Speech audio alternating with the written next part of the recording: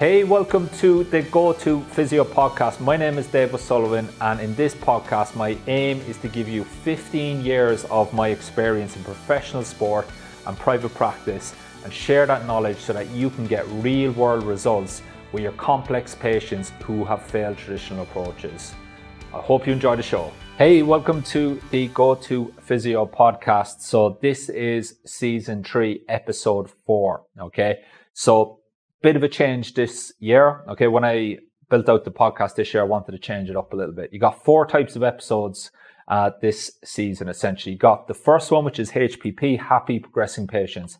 That's where we're going to look at a chapter or a section of the book where I'm going to help you go from hearing the content to knowing it to really understanding the content. Okay, one of my coaches said that to me before. I love that phrase. That's the first episode.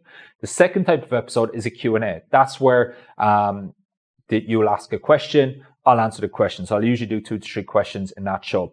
To ask questions, to get them answered on the show, www.thegotophysio.com/questions. That'll then give you a form. Pop the questions in the chat, in the box, and then I'll answer the questions that I think are high quality questions that I'm going to be able to give high quality answers to. Okay. Third one is just your traditional interview style. Okay. If I think that somebody's going to add value to you. And my promise with those types of podcasts is that there'll be practical applications. You'll be able to actually apply this stuff in the real world. And then the fourth type of episode is just a topical thing where it may not necessarily be in the book, but it's something that maybe has come up in a mentorship program or something like that I think is important to talk about.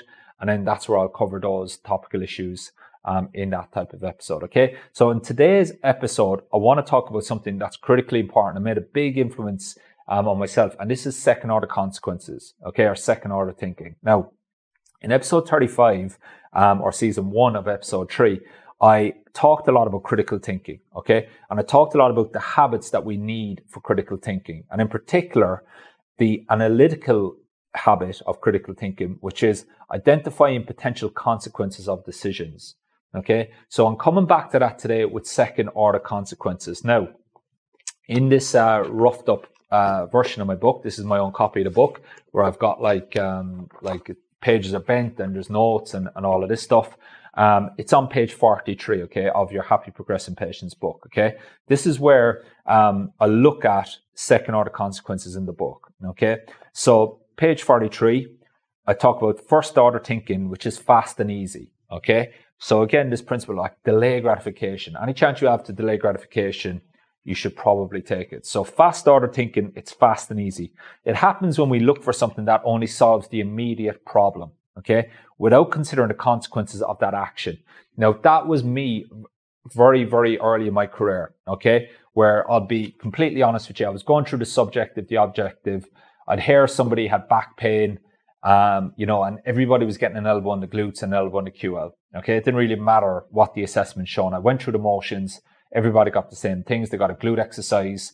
Whether if it was a shoulder, it was rotator cuff, pec minor, subscap, hands on, a bit of rehab to the cuff, and that was it. Okay, I didn't really actually think, if I'm being completely honest. That Thomas Edison quote: 5% of people think, 10% of people think they think. That was probably me then.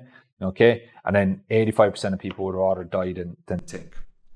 Okay, so an example here I talk about is, for example, if a patient was came in with tight hamstrings. Okay, so again, first order thinking, tight hamstrings. Let's massage the hamstrings. We'll create a processing change. We'll probably take away the symptoms temporarily, but then they're going back into the real world and the problem comes back again. Okay. Now, second order consequences or second order thinking, it's more deliberate and considers the possibility of being wrong. Okay, and that's why I think this is so important for therapists, is before we treat, we have to consider the possibility that actually we could be wrong. Now, if you've ever had a patient where you've done something and you've triggered a glutes or QL or whatever, they get off the bed and you notice something isn't quite right and you flare them up. Okay, I'll put my hands up. That's happened to me a few times. Okay, that would be an example there of second order thinking where potentially there might be a bad outcome. Okay, so we've done something, we're looking for an immediate solution, but we've actually got a second order consequence with a bad outcome. Okay, so Second order thinking considers the consequences of being wrong. Okay. So what if their hamstrings feel tight, but their receptors are being sensitized due to increased tension as a second order consequence of an elevated rib cage, for example? So if they lose mobility through the rib cage and the diaphragm, then very often the pelvis is going to be anterior tilting a little bit. You stretch the fascia, stretch the receptors. Receptors are going to be stimulated when they're lengthening. Okay. So again, if they're being lengthened, do they need more stretching, more stimulating? Okay. Or do we get the rib cage and the diaphragm moving? Very often that'll influence second order consequence. A good outcome influence the rib cage. And very often we'll dial down those tight hamstrings. Okay. So that's an example of a second order consequence with a good outcome. Okay. So the big thing here that we need to understand with the second order consequences is that we have to think about what could potentially happen after we do this thing. So this is this key concept of think twice, treat once. Okay. So the classic example here might be a scenario where your patient comes in with back pain. Okay. They come in, they're really guarded, protective tone around the back, the iliocostalis, the QL, all these muscles have really high tone. And first order thinking is, okay, let's stick our elbow on the QLs. Okay. That was me a few years back. Okay. Second order thinking is, okay, why is the nervous system putting down the strategy in the first place? Okay. What isn't doing its job that if it was doing its job, this would no longer be a problem? Okay. So now I've got two options. Okay. Let's say, for example, the patient comes in tight back and, they come in, they're kind of, their back locked up in inverted commas. And, I go, okay, let's have a look at your assessment. And then in the assessment, we found that, okay, there was a lot of protective tone, especially on the toe touch. They just didn't want to depress the rib cage. They didn't want to stretch their diaphragm. They didn't want to retract the rib cage, bend down to touch their toes. And then when I got them on the bed, I found that actually they're not tolerating load well through their hamstring. Okay. So their left hamstring, the coordinative testing that I use to put some load through the hamstring at submaximal levels, they're just really struggling to tolerate load through it. And again, they might have had an old injury to their hamstring or something like that. So it makes sense with the story. Now, when I go through my assessment in that scenario, I've got two options. Okay. The first option is I could go and straight and treat the back. Okay. And I actually had this in a refresher course recently with a patient where I was about to do it. Like, actually, I need to consider the second order consequences. Okay. So my scenario there is I could try lengthening costalis. I could try desensitize some of these tissues. But then when I got them back standing and I was going to recheck their toe touch, have I addressed why the nervous system has put this thing in the first place, put this strategy in the first place anyway? So am I really expecting something to change if I just take away the protective tone? Okay. Now they might bend down a little bit easier for the first rep or two, but have I actually addressed the true problem that if I address it, this problem would no longer be a problem? Okay. So that's the first option, is treat the low back. Or I could increase load tolerance through the hamstring. Okay. And start there. So then when I I could do my hands onto the hamstring, I could do some rehab to the hamstring, show the nervous system it's safe to tolerate load, update the belief system, all those good things. Now, when I get the patient to stand up and recheck their touch, if the nervous system is feeling a little bit safer and it feels like actually this hamstring can do a little bit, could I get a second order consequence where the low back is going to start to relax anyways? Okay. So that's where an example of a second order consequence with a good outcome. Okay. So that's what I mean about thinking through what's the nervous system going to think as we treat these tissues. Okay. We influence these tissues. Okay. So in that scenario, ideally, the increase in load tolerance through the hamstring would allow that rib cage to undo some of this protective strategy, and it might start to free up a little bit. And then what I would do after that then, once I've got that increased load tolerance and I'm taking that hamstring through greater exposure, then I would start to do a little bit through the low back. So I wouldn't forget about the low back and I wouldn't neglect the low back, but I would start with the hamstring, get that as good as I can, and then focus on the low back. So that kind of brings me to the 80-20 rule that you may or may not know about. My strategy in the clinic, and a good rule of thumb, is I'll spend 80% of my time on what I think isn't doing its job. And then I'll spend 20% of my time on the symptoms. Now, the biggest misconception is that I don't spend any time on the side of pain. Okay, it's not true. Okay, I still think it's important. I still think we need to show the patient that we've looked at it, we've done a thorough assessment, we've ruled out anything sinister, and that we know exactly where the pain is. Okay, but I'm not going to spend a whole lot of time trying to fight a nervous system that essentially there's only going to be one winner. Okay. So my job is to ultimately show it that it's safe. I have to work with the nervous system, not against it. Okay. So that's where I've quickly learned that, if there's high tone there and I'm digging my elbow in and all of that, there's probably only going to be one winner over the long term, and that's going to be the patient's nervous system. So I have to work with it. I have to give the right stimulus at the right time. Okay. So that's something to consider today, is what's the second order consequences of our actions here. Okay. So again, if I leave this back as I say loosey-goosey, okay, could there be a chance that when the patient goes to touch the toes now, we've taken away the protective strategy, I might get a reaction, an overreaction, and they might tighten up again. And usually from my experience, and I don't know about yours, and I could be wrong here, but the majority of these things when we do this, okay, they usually tighten up even more. Okay, so the nervous system gets really angry then, and it actually locks up even more. Okay, so that's an example of second order consequences. So I talk a lot about that in pages 43 and 44 of Happy Progressing Patients.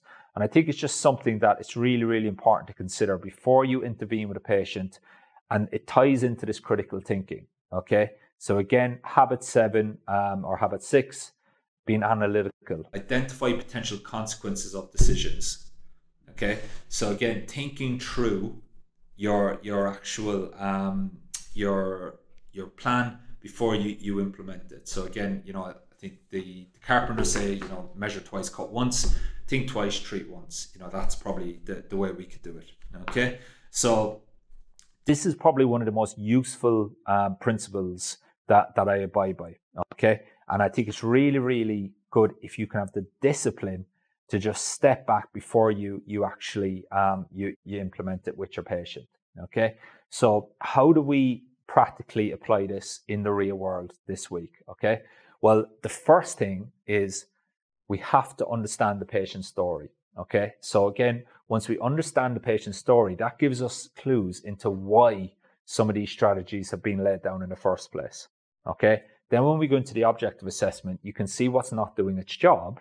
Okay. Which is then going to give you a clue into what you're probably going to spend 80% of your time on. Now, for bonus points, if we can get that to relate to the previous injury history, okay, or it makes sense with the story. And again, it's not always going to be physical stresses. There could be emotional stresses as well, which I'll talk about in a different episode.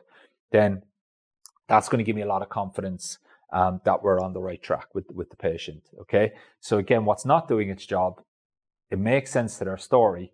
Usually when we start to focus there and then do the last little bit at the side of pain, then very often we're much more likely, from my experience now, and this is my experience, to actually keep these long-lasting changes. Okay.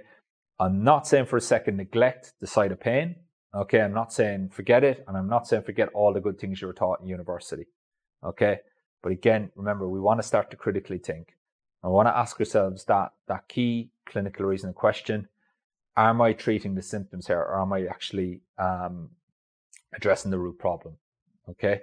And again, I think it was Einstein said it, if I had an hour to solve a problem, I'd spend 59 minutes defining what the actual problem was, the root problem. Okay. It's that powerful. So take that into this week. It's going to be tough. Okay. You're going to want to go onto autopilot probably.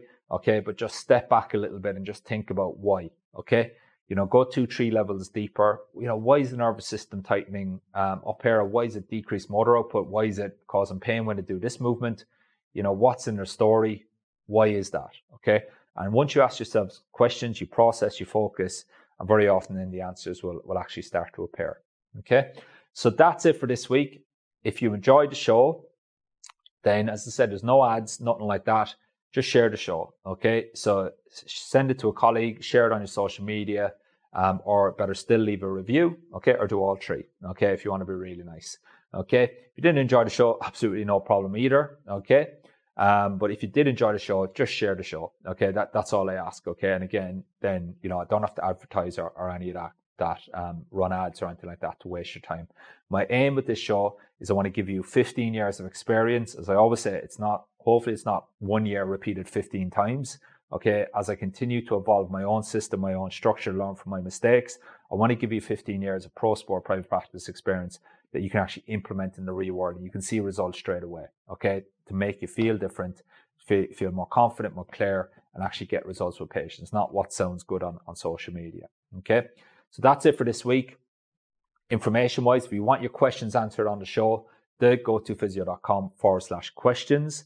If you want to know more about our special project, okay, for people who aren't quite ready for the mentorship yet, it's not released at the time of recording this, but it'll be released soon.